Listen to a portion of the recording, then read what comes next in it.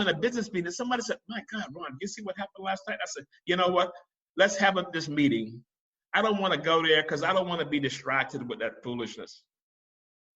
Because people over here have basically come to the conclusion that the United States has basically lost its way.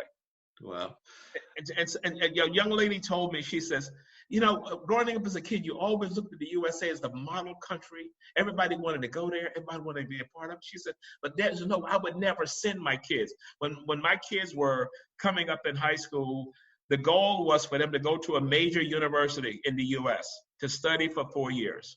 She says, if you gave me a free scholarship, I wouldn't send my kids to the US. Now that's something from people who are looking at this from afar. They don't want to be a part of any of it. You've got people walking around with carrying guns and anyway, let's go back to the topic. Yeah, now one of the other things that you talked about, and you're right, I agree with you on what you said about the U.S.'s, the opinion of the other world with the United States and everything.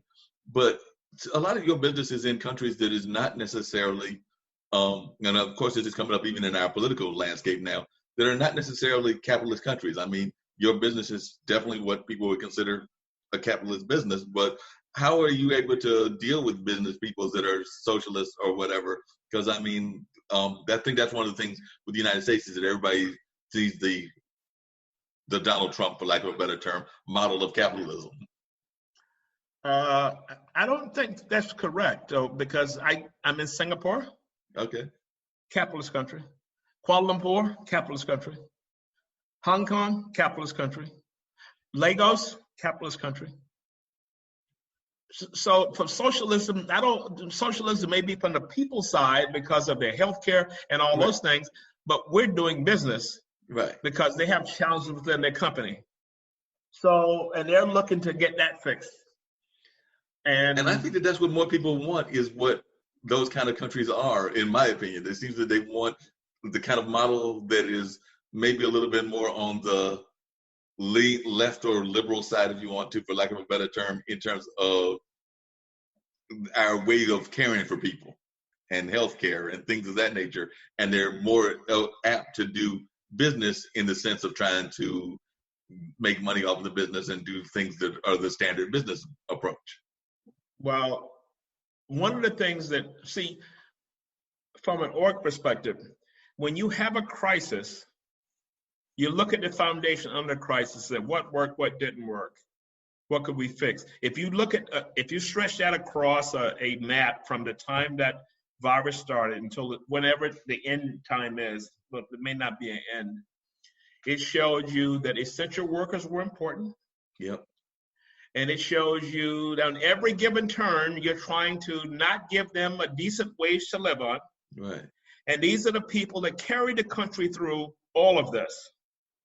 You know that your healthcare system is broken. Somebody is home and sick. They don't have insurance. They're afraid to go to the hospital because they don't have the money to pay. You didn't see that happening in Italy. You didn't see that happen in the UK when all these things happen with this virus, because that's taken care of.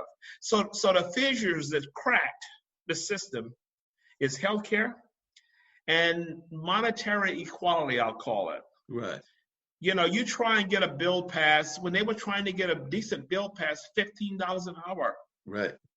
But when you look at the workers who was essential in bringing the country back, they were all the people that you were trying to deny to give a basic standard of living of $15 an hour.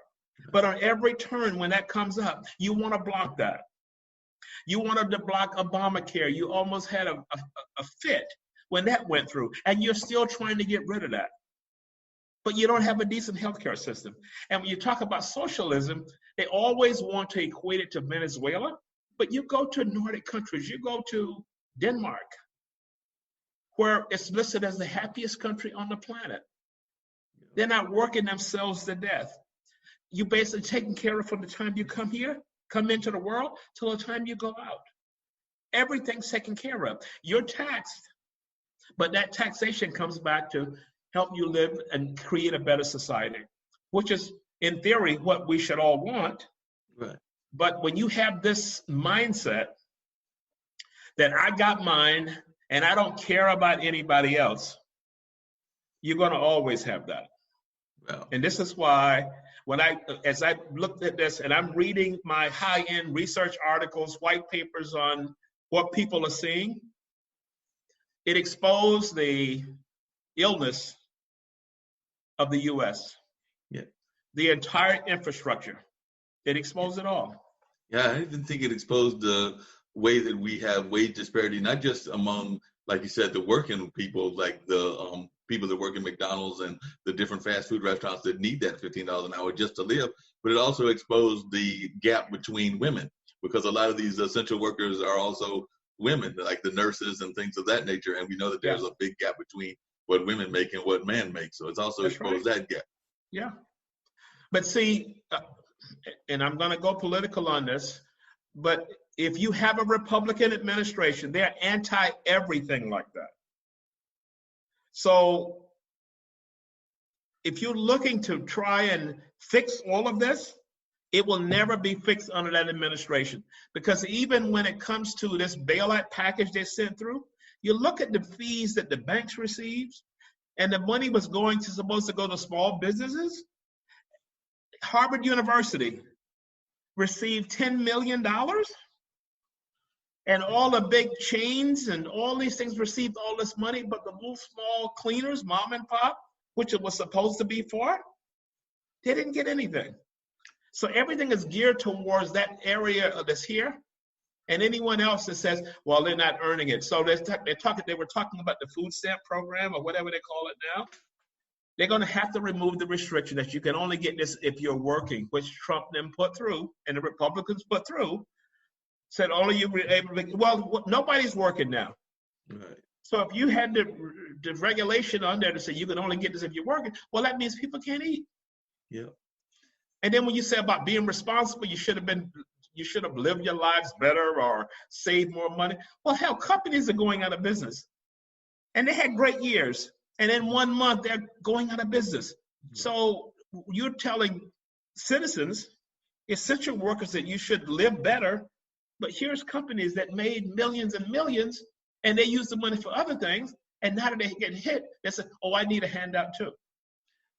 I don't know. Some of the elderly aren't going to get there because they're having to depend on Social Security checks and checks that are mailed out. So some of them aren't going to get their money now for another, I think, 6 weeks to 2 months, if not longer than that, because it's a process that they've got to go through before they'll even get their money. And these are some of the folks that are more of the vulnerable population, but they're not going to get their money till weeks or months down the line. So if you look at the Nordic countries, if you look at, I think it was New Zealand, the woman who's the head of there, when they came up with their packages, within 2 weeks, people had the money. Right. Yeah. And they're giving, I don't know whether it was Denmark or one other countries, $2,000. All the mortgage people had to hold back for 6 months. All loans had to hold back for 6 months. And they're giving people $2,000 or so dollars. I don't know whether it's twice a month or every month for the next 6 months. Right. But meanwhile, in the U.S., now they go back to the till again. This one wants this, but it's a mess. It's insane, and I don't know how we're going to come out of it, but I'm sure we will come out of it some kind of way. I do want to get ready to wrap it up and everything, but I've greatly enjoyed having this conversation with you.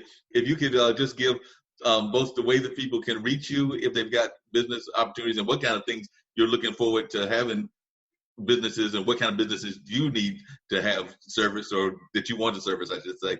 And also, I had asked earlier, just any advice that you want to give to up-and-coming entrepreneurs. And Ron, I've thoroughly enjoyed this conversation, and I'm glad that you were able to do this for me. So I greatly appreciate you. Okay, thank you so much. Thank you. I can be reached at my website is Strategy Focus Group. If you Google Strategy Focus Group, it comes up. All my contact information is there. And for anyone there out here that's thinking of trying to do something, I'm going to give you my mother's phrase: the journey of 1,000 miles begin with one step. Go get licensed. Start sending out some marketing plans. You have to start doing something and stop telling the story of what you want to do if you don't want to apply action to it. Right.